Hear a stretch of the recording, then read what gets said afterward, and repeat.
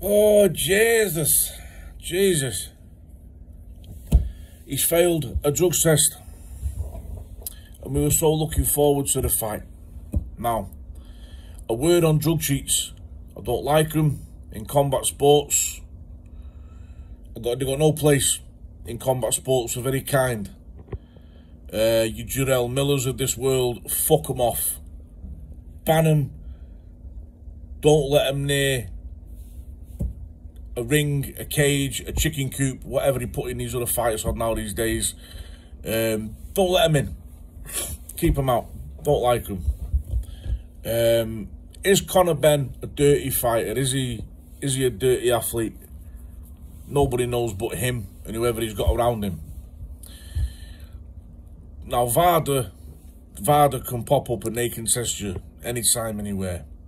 If you've signed up to VADA, are you gonna risk it?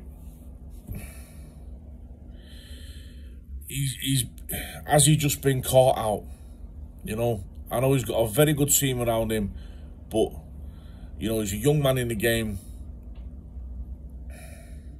and he's allowed for this fight. He's allowed to eat a little bit more, and he can gain what, £10. Now, you want to make a good £10. You know, you want it to be a good £10. So, how he will make 147 when he's got to make 147, I imagine they've got their methods. I imagine a lot of the foods that they eat are the same. A lot of the products they use are the same. And I imagine they check them all every camp to make sure that none of the ingredients been messed with. I seen him in a media thing the other day, eating a Subway sandwich. Fuck knows what Subway put in their sandwiches. You know, the other year we had a shitstorm in this country because a couple of retailers allowed a bit of horse meat to sneak in with some beef. So, a trace element of something was found that can boost his testosterone. That is quite a wide spectrum of stuff from my limited knowledge. He's then gone on and he's passed a UCAD drug test. So I understand the argument for, was it, it was on his way out of the system, ready for peaking on fight night. And obviously the testing that really comes around fight time, possibly so. We'll never know. That's the thing of it. We'll probably never know. And this is the problem when you're differentiating now between people that get caught out because they got a bit adventurous with maybe what they're eating. They might have used the new products. And really hardline drug cheats, people that go out of the way to try and cheat and gain an unfair advantage that isn't natural. And then, they have all these ways now where they can work it out your system faster. This is the problem we've got to differentiate, I think. Chris Eubank Jr., to his credit, he's got all the information and advice in front of him. He still wants to fight. I mean, they've obviously, both camps will have spent money preparing for this fight. Chris Eubank Jr. has got down to a weight which I don't think he had, in my personal opinion, in no business making. I don't think he's probably been that weight since he's 16, 17 years old. But the British Boxing Board of Control were more than happy for him to make that weight. I know they'll have done check weigh-ins and they'll have had a look at how he's made the weight and what weight he's made through his camp.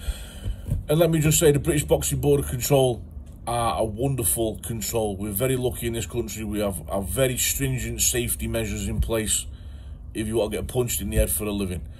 As long as they get their sanctioning fee, of course. Now, for me, the fact that they were sanctioning the fight of a man of Chris Eubank Jr.'s age, making a weight he's probably never made since he was a late teen, against someone who is, don't get me wrong, Conor Benn's not a massive welterweight, but he is a fucking ferocious fighter. You're getting touched. And, he can put on some weight. So, all of a sudden, somebody, you find trace elements in a VADA test, you just, we can't sanction this. But you sanctioned it the day before with the weight and everything. I don't know. And the British Boxing Board of Control, remember, I don't know if anybody remembers, a couple of years ago, they said they were going to invest in the handheld scanners for the medical teams that were going to be ringside at fights. So, because, you know, guys only get the scans every year, I think it is, unless something is prompted. They said they were going to get the things to be, you know, at ringside at some events so guys could get scanned more frequently. Whatever happened to that?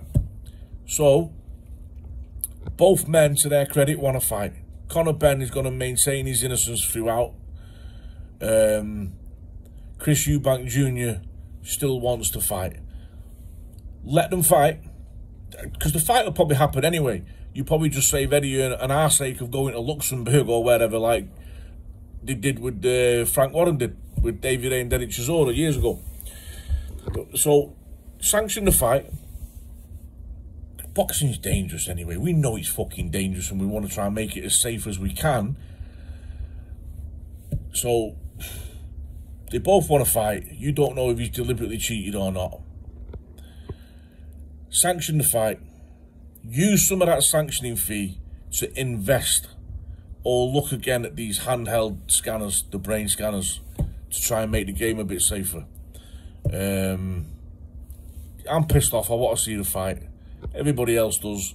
They want to fight. They want to get paid. They're going to make absolute Brewsters for this fight. You know, fighters, I am well on board with fighters getting what they're worth or more for what they put on the line for our entertainment. Let the men get paid and do what you can with your sanctioning fee. Make it safer. All right, rant over.